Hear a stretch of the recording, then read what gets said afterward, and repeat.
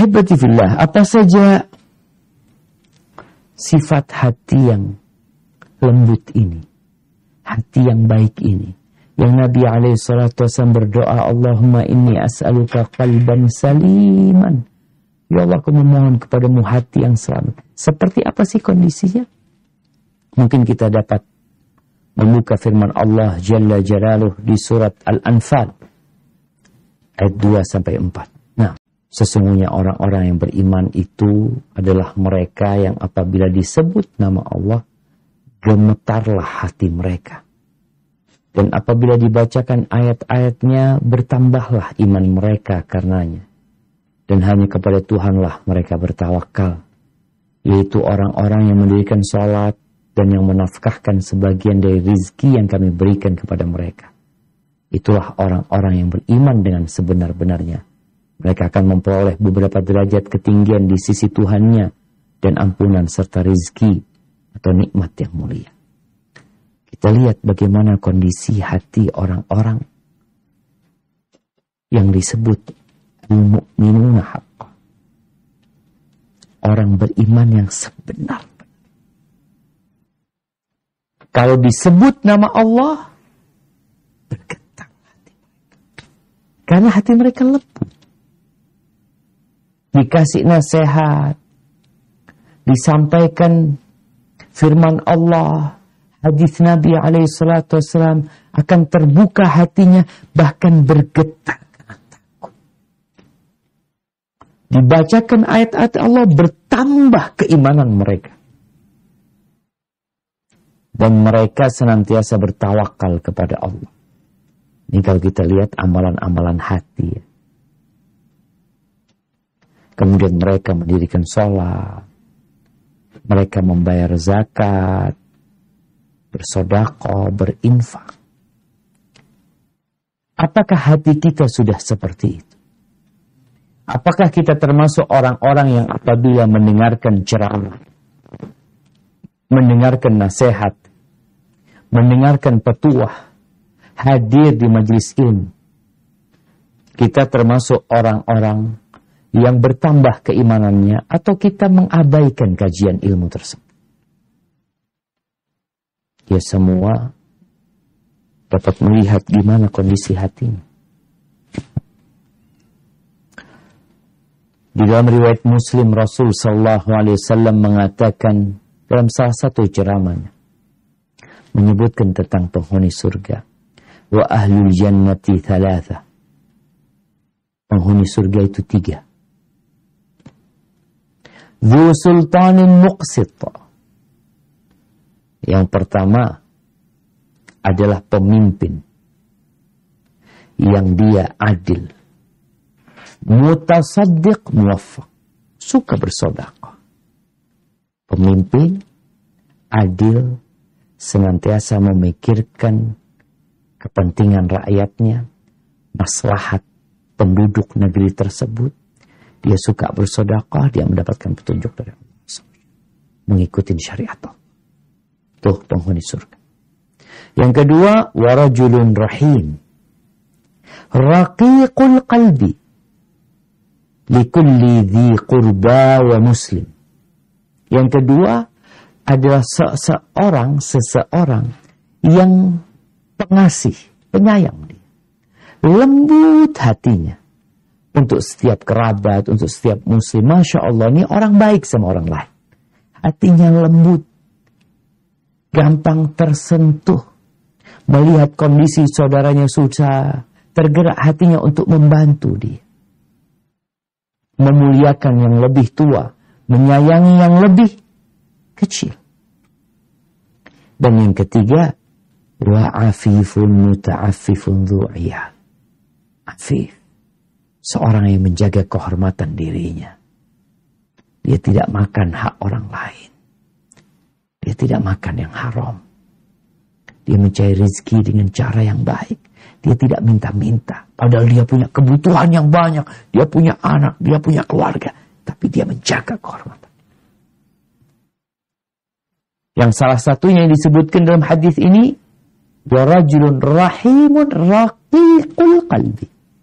Seorang yang penyayang, pengasih, lembut hatinya. Buat siapa kelembutannya? Ya, buat keluarganya, buat kerabatnya, buat muslim yang lain. Ahibati fillah. Sebelum kita berbincang tentang bagaimana cara melembutkan hati, ada beberapa perkara yang merupakan penyebab hati itu jadi keras. Setelah kebodohan kepada Allah, maka berambisi dunia. Orang yang ambisinya dunia, visi dan misinya dunia, yang banyak berbicara tentang dunia, kumpul rapat grup tentang dunia, yang dia tonton dunia, yang dia dengar tentang dunia, biasanya hatinya akan keras. Dia akan siap mengorbankan apa saja demi dunianya. Waktunya dia korbankan demi dunianya. Salat dan ibadahnya dia korbankan. Bahkan imannya dia korbankan demi dunia. Karena yang ada dalam benak dia fulus, harta, tahta, dan wanita. Bagaimana Nabi SAW menyebutkan, ada kondisi nantinya, yusbihur rajulu mu'minan wa yumsi kafiran. Pagi harinya dia dalam kondisi beriman. Sore harinya udah kafir. Paginya masih ikut kajian. Sorenya udah kafir.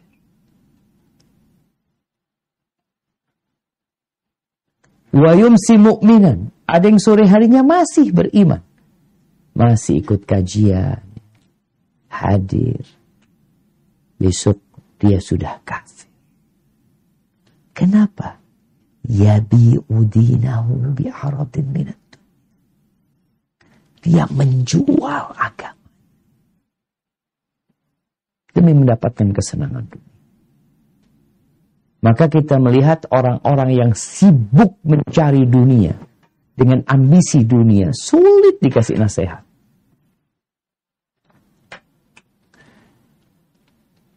Itu yang menyebabkan hati jadi keras. Maka kita perlu siraman rohani. Kita perlu datang ke majelis ilmu. Kita perlu membuang kesibukan dia dengan dunia. Untuk ingat sama Allah. Hal kedua, udah ambisinya dunia, kumpulnya sama orang-orang fasik.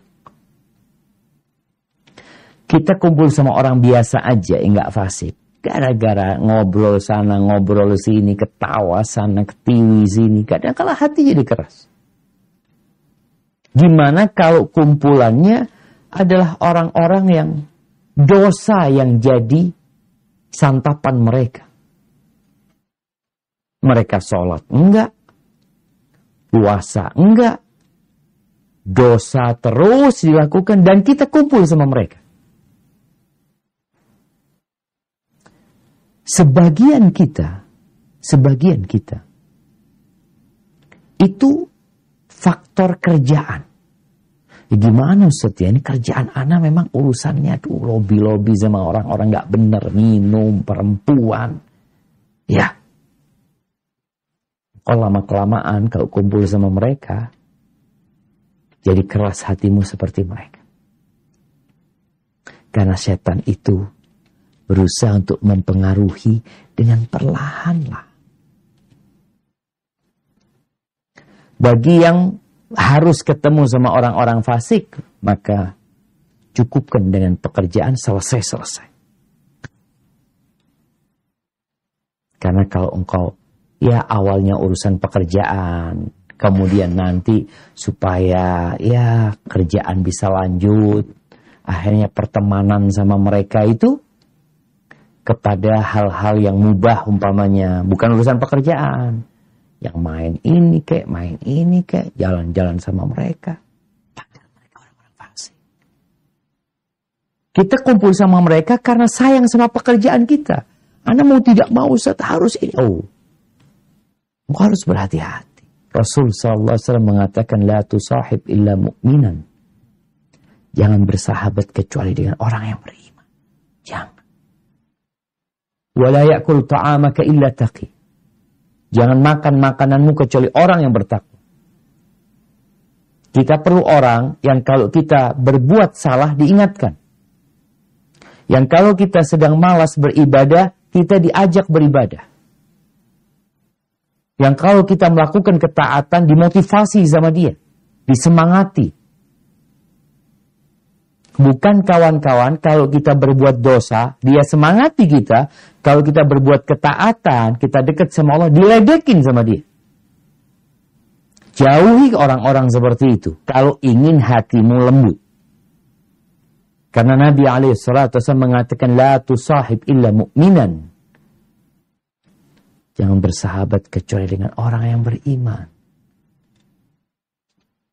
Wala ya'kul ta'amaka illa taqi. Jangan makan makananmu kecuali orang yang bertakwa. Ahibati fillah. Secara umum yang membuat hati keras itu adalah dosa. Maka kita perlu menghindari perbuatan dosa. Adapun bagaimana cara agar hati kita menjadi lembut? Yang pertama dan yang paling utama adalah mengenal Allah Azza wa Jalla. Engkau harus kenal sama Allah.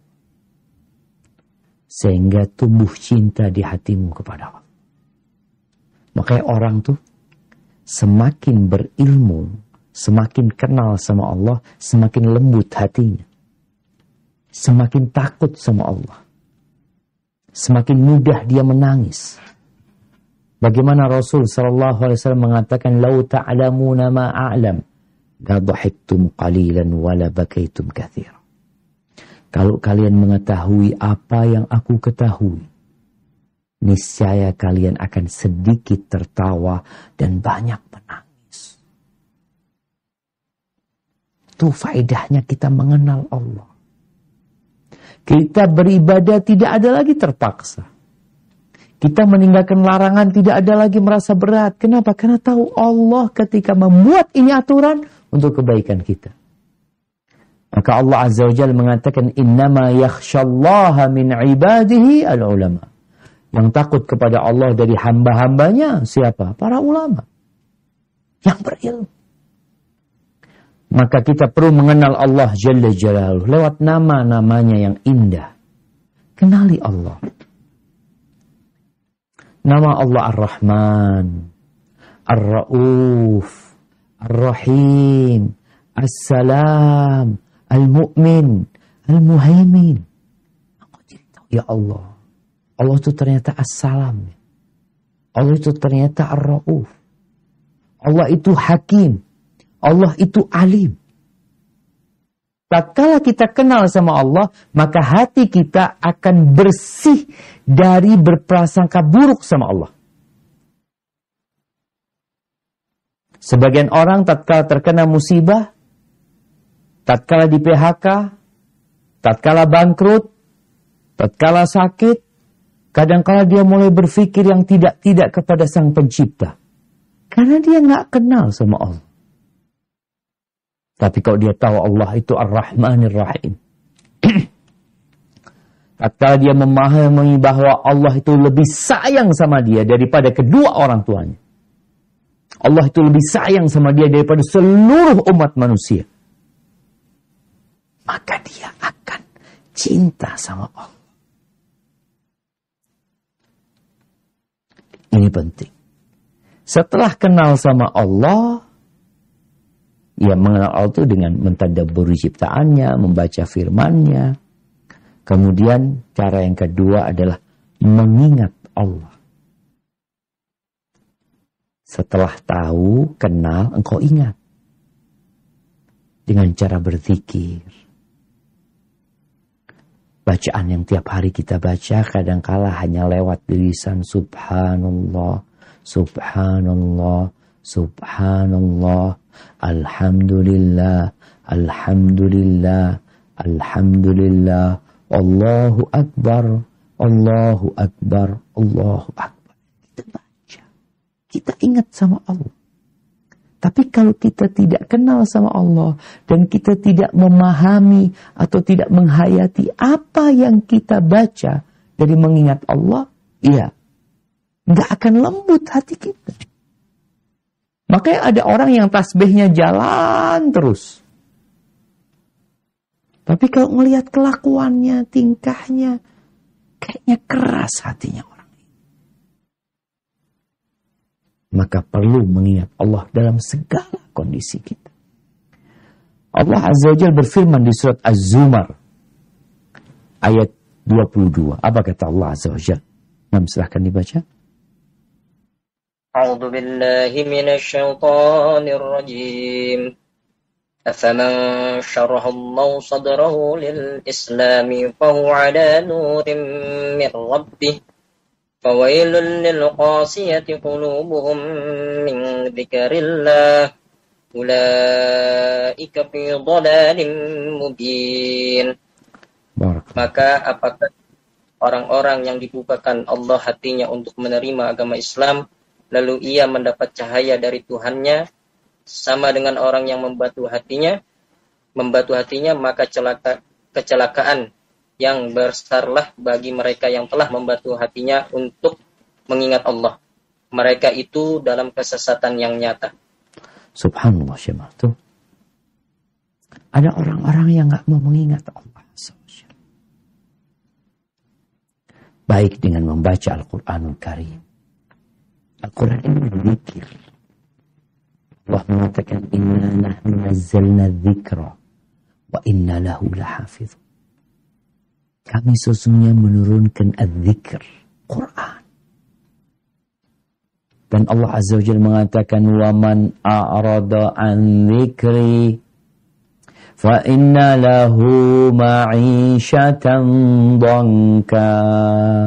Barang siapa yang berpaling dari mengingatku, berpaling dari peringatanku, berpaling dari Al-Quranul Karim, maka bagi dia kehidupan yang sempit. Walaupun dia bergelimang harta, walaupun dia memiliki tahta. Itu yang akan terjadi. Maka Allah katakan celaka orang yang hatinya membatu, keras hati, tidak mau mengingat Allah Azza wa Jalla. Yang ada dalam benaknya adalah dunia dan dunia. Mungkin wirid dan dia adalah dolar, adalah rupiah. Bagaimana Allah Azza wa Jalla mengatakan wailul likulli humazatil lumazah alladhi jama'a malan wa 'addadah. Celaka buat orang-orang yang suka mengumpat, memaki. Kerjanya kayak gitu. Kerjanya mengumpulkan dunia, menghitung dunia, bas itu yang ada dalam benak dia. Maka kita perlu mengingat Allah Azza wa Jalla dengan hati dan lisan kita. Dan Allah Azza wa Jalla mengatakan alladzina amanu wa tatma'innu qulubuhum bi dzikrillah. Ala bi dzikrillah tatma'innul qulub.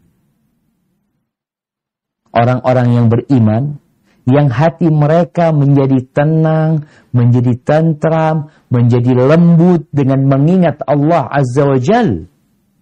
Karena sesungguhnya dengan mengingat Allah, hati itu jadi tenang, jadi damai. Setelah itu kita perlu memperbanyak istighfar.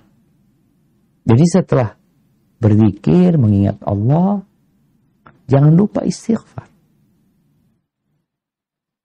Karena sejatinya innal abda, sesungguhnya hamba, idza aznaba dzamba, kalau berbuat dosa itu akan ada noktah hitam di hati.